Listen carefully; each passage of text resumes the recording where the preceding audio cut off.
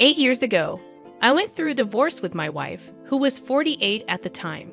My daughter, who is now 28, chose to cut all contact with me and sided with her mother without considering my feelings.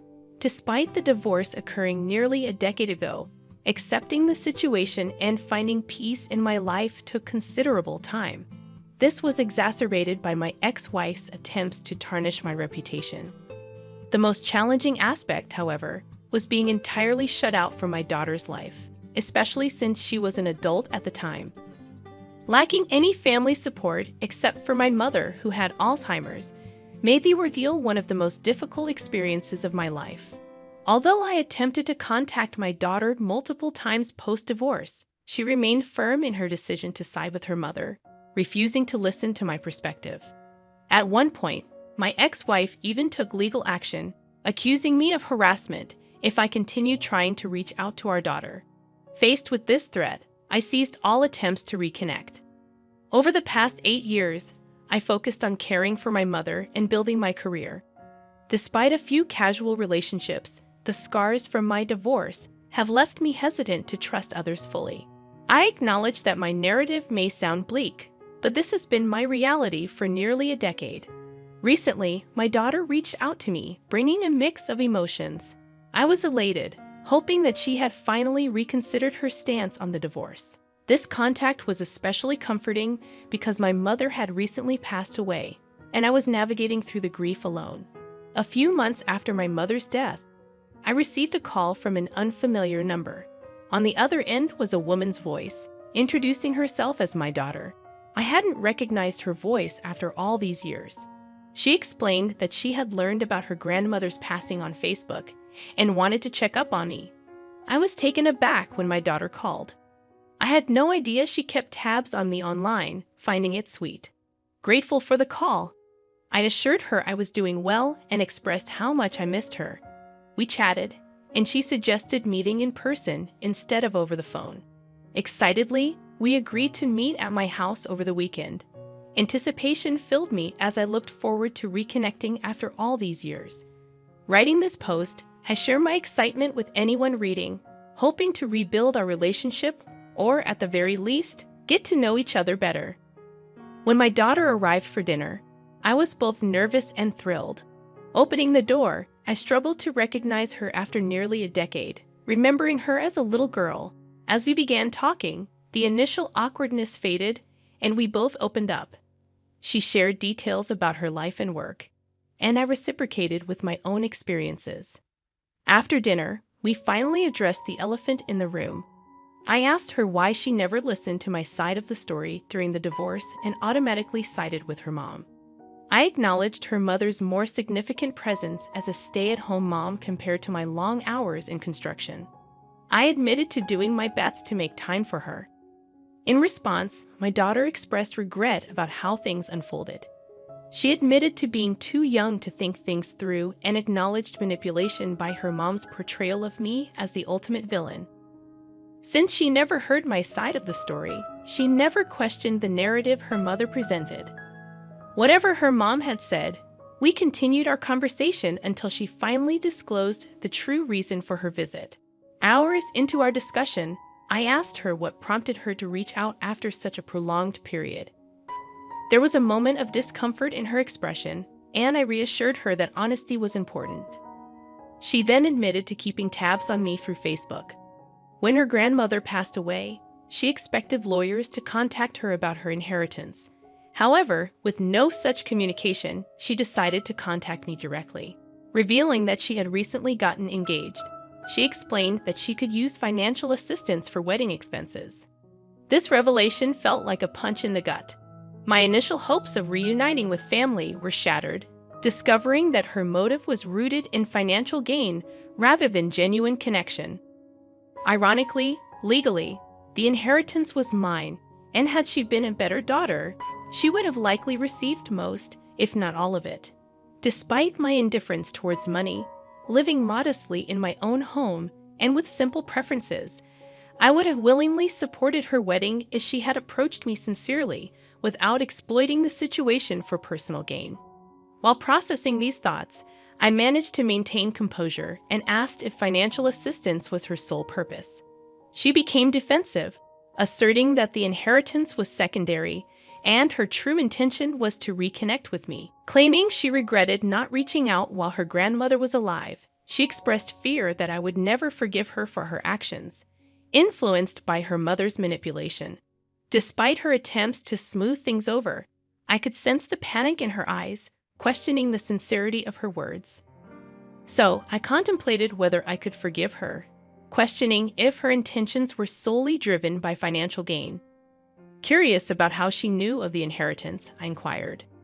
She revealed that a couple of years before the divorce, while visiting my late mother, she was told that she would inherit everything left by my father, who had passed away years ago, as the only grandchild in the family. Given the context of a stable marriage at that time, it made sense for my mother to express such sentiments to my daughter. However, the idea of her caring solely about the money and giving me false hope was crushing. Despite my devastation, I concealed my emotions, recognizing that the only way to test her true intentions was to see how she would react if I told her there was no money to inherit.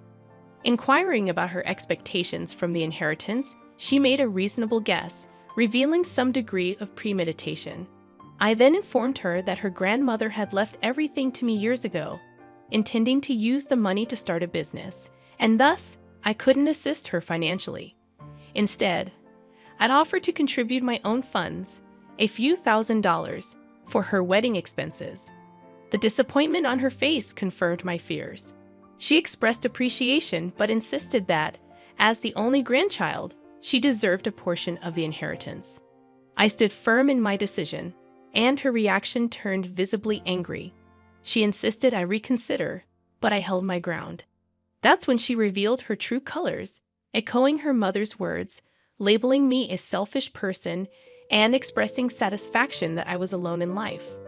I looked at her with barely concealed disgust, hurt by her words but not entirely surprised.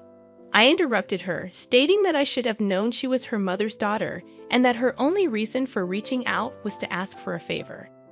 Criticizing her attempt to manipulate me during a time of grief, I found it disgusting, even for someone like her. She tried to say something more, but I laughed in her face, pointing out that if she hadn't blocked me years ago, she would have received my text about her grandmother and likely obtained most, if not all, of the inheritance. This statement had the desired effect. She looked utterly baffled and inquired about my statement. I urged her to unblock me on her old number, so I could resend all the texts that had never been delivered. Compliance followed, and I forwarded messages where I pleaded with her to hear me out. I informed her about her grandmother's Alzheimer's diagnosis, expressing the urgency for them to meet before she forgot about her only grandchild entirely. This wasn't a fabrication. My mother had frequently mentioned my daughter at the onset of her illness, yearning to see her. The inability to fulfill that wish had broken my heart. Now, the audacity of this ungrateful child seeking inheritance was astounding. To my daughter's credit, she looked genuinely ashamed after reading those messages. She apologized, acknowledging her lack of understanding during the divorce. However, she argued that her grandma would want her to have her share of the inheritance, and it wasn't fair for me to deny her that. She expressed a genuine desire to rebuild our relationship, but warned that if I chose to be selfish, she wouldn't feel comfortable continuing. In response, I expressed my skepticism, stating that if money played a decisive role for her, maybe a relationship wasn't worth pursuing. Despite wanting to believe her commitment to rebuilding our relationship, I couldn't at that moment. I conceded to considering another chance at our relationship, but made it clear that the inheritance was not up for negotiation. In return, she shot me a look of pure hatred and abruptly left my house, with no attempt from me to stop her. Subsequently, I sought the advice of friends. While most agreed with my decision, one close friend suggested I forget about the money and let my daughter have at least some of it if it meant having family in my life.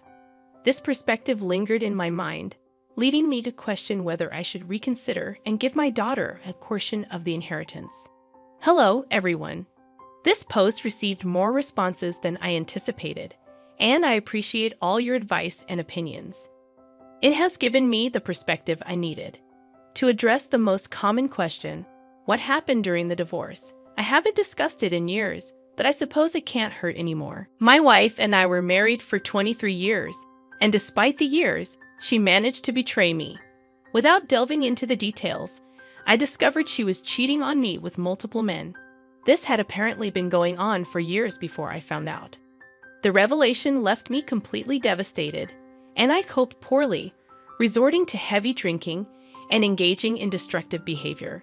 The constant fighting and my excessive drinking made it easy for her to manipulate our daughter into taking her side. After nearly a year of living in such a tumultuous state and being separated, we confronted each other and ultimately got divorced. My ex-wife, who was a journalist at the time and a local celebrity of sorts, used her influence to try to destroy my reputation, coming close to success. Overcoming the aftermath of the divorce took time, especially with my daughter completely abandoning me. I'll admit that during the period when I learned about my ex's affairs, I was not present as a parent. Even after the separation and for about a year post-divorce, I kept to myself and wasn't there for my daughter. Once I stopped drinking and got my life back on track, my first step was reaching out to her to apologize. However, she refused to listen and blocked me everywhere. I thought giving her time would help, but 8 years later, our relationship has only worsened with time. Now, regarding the other big question about my mom's inheritance, technically, the money belonged to my father. My grandparents, both doctors, invested in properties throughout the city during their careers. Most of these properties were rented out and brought in significant income. My father passed away. When I was 21, I left everything to Mom, and all of it remained in her name during my marriage and for a few years after my divorce, while her health was still intact. Right after Mom passed away, I inherited everything as her sole heir. In the divorce, my wife received nothing except alimony until she remarried a few years ago. This was because, at the time, my mom owned everything. So, as things stand, my daughter never got close to owning anything. She was aware that her grandma was a landlady with a couple of heirloom properties, but I never accessed that money, as the income from my old construction business was more than enough for a comfortable life. I hope I've answered all your questions. Also, my daughter hasn't reached out to me since that night, and honestly, I don't expect her to. It seems she made it clear that she endured the whole reunion for the inheritance, and now that it's no longer on the table, I don't anticipate seeing her around anymore. I'd be lying if I said I'm not upset about it. But at this point, I've learned not to expect too much from people, regardless of who they are. So that's that. Thanks to all of you for the support. I appreciate it. I'm also considering putting myself out there, getting back into dating, and finding companionship, rather than expecting ghosts from my past to reappear. Update 2. It's been quite a week, everyone. I thought that would be my last and only update, but I guess life had other plans. I had just returned from work, contemplating going out with a couple of buddies, when the doorbell rang. I wasn't expecting anyone, but when I opened the door, there she was, my worst nightmare. She'd had changed her hair and lost some weight. It took me a couple of seconds to recognize her. After all, it's hard to forget someone you were together with for decades. Seeing her was quite a shock, to say the least. I didn't know what to say, so I just stood there awkwardly. She then asked if I had a moment to talk about some stuff. Though hesitant, I didn't want her standing at my door, so I invited her in. The atmosphere was undeniably awkward, as you can probably imagine. We engaged in small talk about this and that, and then she mentioned that she understood this was a little strange, but that there were some things she needed to tell me. I asked her to continue, and she explained that our daughter had reached out to her and informed her about the inheritance. I kind of saw that coming. Why else would she need to speak to me after all these years? She conveyed her understanding that the divorce was really hard on me and that she might have taken things further than she should have. I scoffed at that, but she ignored my reaction. She continued, stating that I shouldn't punish our daughter for what happened between us, parroting some of the same sentiments my daughter had expressed, such as her being very young at the time of the divorce and my inability to be resentful toward her for choosing her mother over me, she went on. I interrupted her at that point, stating that I harbored no resentment toward anyone anymore. Even if I held on to any anger, it wouldn't be directed at our daughter. I expressed my hurt at realizing that after all those years, she only thought of reaching out because there was a possibility of gaining some money from it. I reiterated the same sentiment I shared with my daughter.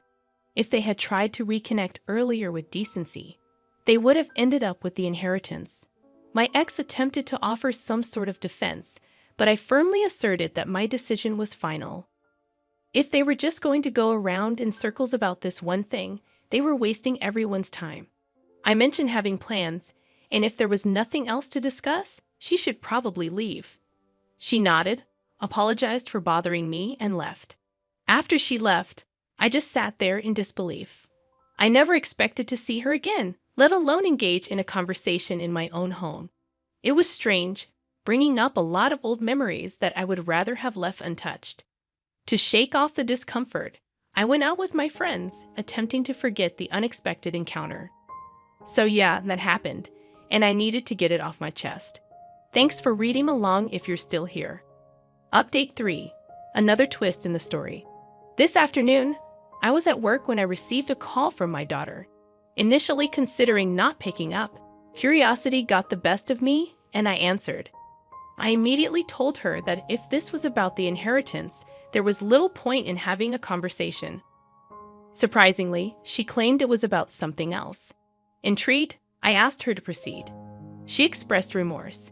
Acknowledging that she should have handled things differently, she apologized, understanding that if I was willing to forgive her and give our relationship another chance, she would be happy to have me at her wedding. This took me aback, to say the least. I questioned her certainty, and she insisted, allowing me time to think about it and let her know if I'd attend. We hung up, leaving me feeling confused. Part of me is overjoyed at the prospect of being at her wedding, but another part can't shake the suspicion that this is merely a ploy to be on my good side and eventually secure the inheritance. Yet, if she's genuine, I don't want to jeopardize the chance to be in her life. If I decline and she doesn't reach out again, I can hardly blame her. I'd appreciate some advice if anyone can help me out. Update 4. After considering the advice, I've decided to attend the wedding. Many of you suggested that it couldn't do any harm, and that makes sense. I don't have to do anything in return for the invitation. I'd simply be a guest, and I'm fine with that.